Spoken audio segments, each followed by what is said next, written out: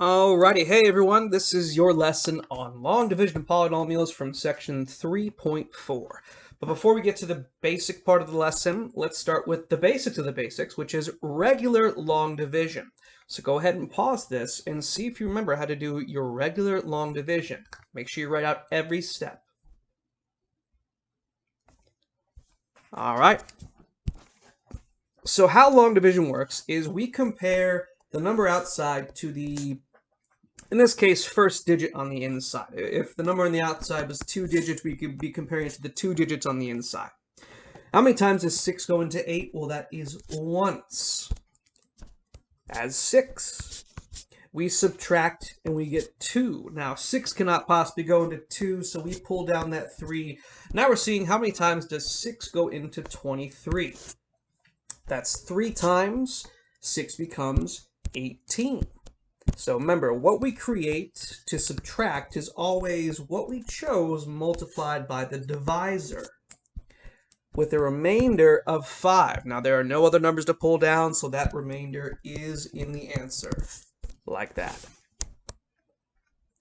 Okay. Next one, 4 divided into 868. 868. So first, see how many times 4 goes into 8. That is twice. Notice where I put the number is on top of the term I'm dividing into. So twice. 4 times 2 being 8. We subtract with 0. 4 can't go into 0. Bring the 6 down. That goes in once. As 4. Subtract with a remainder of 2. Now, 4 can't go into 2, so we bring our 8 down with 28. And 4 goes into 28 7 times. 4 times 7 being 28. So this problem does not have a remainder.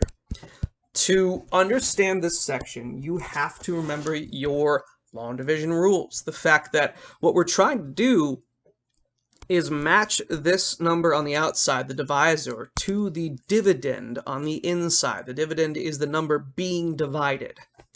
All right? So, example 1, divide p of x by d of x. P of x is x cubed plus 5x squared plus 6x plus 9, a polynomial. And d of x equals x plus 3, a binomial. So here's how we set this up. Same as before.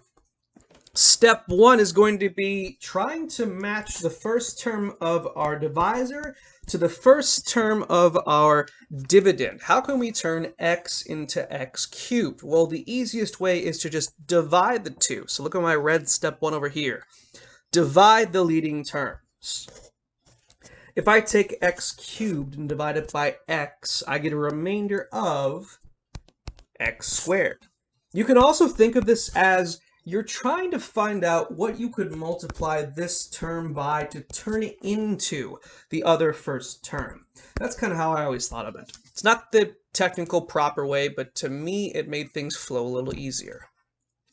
So x squared is what will turn x into x cubed, because our goal is to try and cancel them out. Now, a couple important things. When we go to multiply this to our x, much like if I scroll up, we multiplied our 1 to our 6 and our 3 to our 6. We have to remember that x is not the only term here. There's also 3. So we multiply to both the x and the positive 3 to make x cubed plus 3x squared. So again, multiply x squared by x plus 3. Then we're going to subtract. Now please be really careful here. Put parentheses around this, and then subtract it, because you need to remind yourself that we're subtracting this entire thing. So this technically here becomes a negative. Please remember that. The x cubes cancel out. I have 5x squared minus 3x squared, leaving me with 2x squared. Now, much like up above, we can't divide two terms into one term. I would compare that to us saying we can't divide 6 into 2. So we have to pull down another term. Let's pull down our 6x. And we go through the whole process again. what can turn x into 2x squared? What could we multiply by? What is missing? It would be 2x. If I multiply x by 2x, I create my 2x squared. But again, don't forget to also multiply your 3 with that. 6x, subtract. This one, we're left with 0. So we pull down our next term of 9, but we can't turn an x into a 9, which means that 9 is our remainder. So the basic rules stay the same. We're still trying to cancel out different pieces of the polynomial by multiplying it with the numbers that will eventually be our answer. So if I were to mark this off with the ones that crossed out, this one crossed out, this one canceled out, these two cancel out, and we kept going until we're left with something we can't cross out. Now, how to write your answer. You don't just put R9. Don't do that. We say x cubed plus 5x squared plus 6x plus 9 divided by x plus 3 is equal to x squared plus 2x plus the remainder over the divisor. All right? So every time you have a remainder, you put it over the divisor, which is the one we are dividing by. Okay? So let's try another one. It can be a little weird to look at. I want to give you as many examples as possible. Next one. 8x cubed plus 27 divided by 2x plus 3. Now, one important thing to note here. And this is such an important thing that if you don't replicate it, your answer will be wrong. Look at the red zeros I plugged in. That's because there were missing terms in standard form. Standard form goes from highest degree to lowest degree. Well, this one had 8x cubed, but was missing its x squared and x. You must fill in the missing terms. So let's go through this like we did the last one. Let's compare 2x to 8x cubed. What can I multiply 2x by to turn it into 8x cubed? Well, I know I need an x squared to make it match the third power. I also need a 4. So when I multiply these two, I get 8x cubed. Don't forget the 3. Plus 12, 12x squared. This is why we fill in these missing terms. If I didn't, I'd be trying to subtract x squared from 27, and I definitely can't do that. All right, put them in parentheses and subtract. The 8x cubes cancel out. I'm left with negative 12x squared. All right. We can't divide two terms into one, so we pull down our 0x and repeat the whole process again. Let's match up the first terms. What turns 2x into negative 12x squared? That's going to be minus 6x.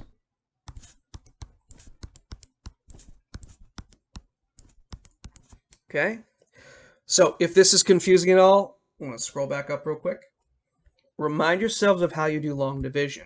Your goal is to try and cancel out every single term you come across. 8 cancels out with 8 here. We couldn't cancel out the 6 and the 4 here until eventually we could cross everything out. Our goal is to try and cancel everything out by turning what's outside into what is inside. So if I go back here, the reason I knew that I had to choose negative 6x is because I was trying to match my 2x with my negative 12x squared. All right. Parentheses, subtract.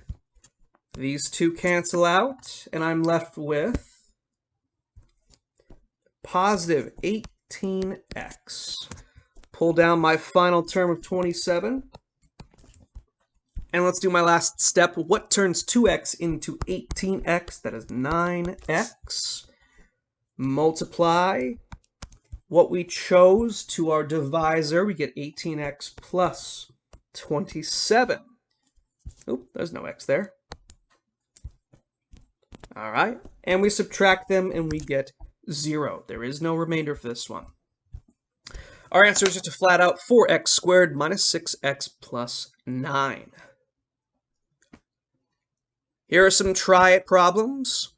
Go ahead and pause, give it a shot, and then once you're good with that, unpause the video and we'll go into them.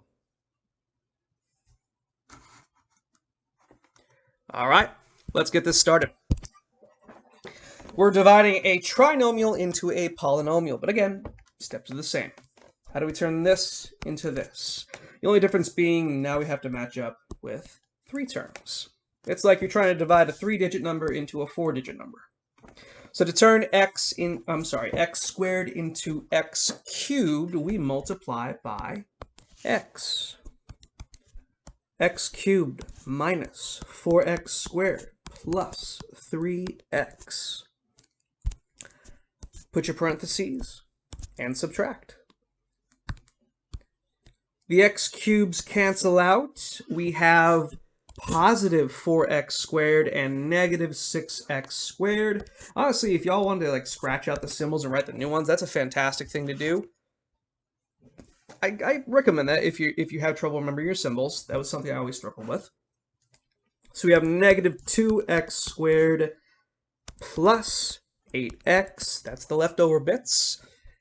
We have to pull down the minus 6 because we're matching 3 terms with 3 terms. All right, now, what turns x squared into negative 2x squared? That's minus 2. And let's see if this all cancels out. Minus 2x squared plus 8x minus 6.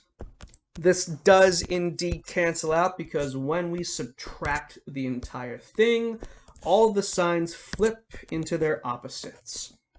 We're left the remainder of 0. Our answer is x minus 2. Okay. This looks a little messy now. When I re-upload the notes, I'll erase some of the scratching out bits. This is just how I like to do it as I'm explaining the problem. Next up, remember that if your dividend is missing any terms, you must fill them in. So this one's going to be a little longer. All right, and let's move on here. So at first, I actually put 4x squared plus 9, but for this to work out nicely, we've got to fill in the missing piece, the 0x. Okay, so what turns 4x squared into 16x to the 4th? That's going to be 4x squared, which will now multiply to all 3, technically 3 terms with this, of the divisor. 16x to the 4th plus 0x to the 3rd plus 36x squared, which we are now going to subtract to cancel out those x to the 4ths. So minus, well, I don't want to put a double minus. 16, we'll do a minus to a minus of that, and a minus to a minus of that. Cancels out, wasn't even there technically. And then negative 36x squared is what's left over. Bring down the 0x, bring down the 85. We're trying to match up 3 terms. What turns 4x squared into negative 36x squared? The x squareds are good. We just need to match up the numbers now. Minus 9. Negative 36x squared minus 0x again. And then minus 81. Okay. It's looking kind of weird. But that's okay, because when we subtract minus, this cancels out. Of course, those cancels out.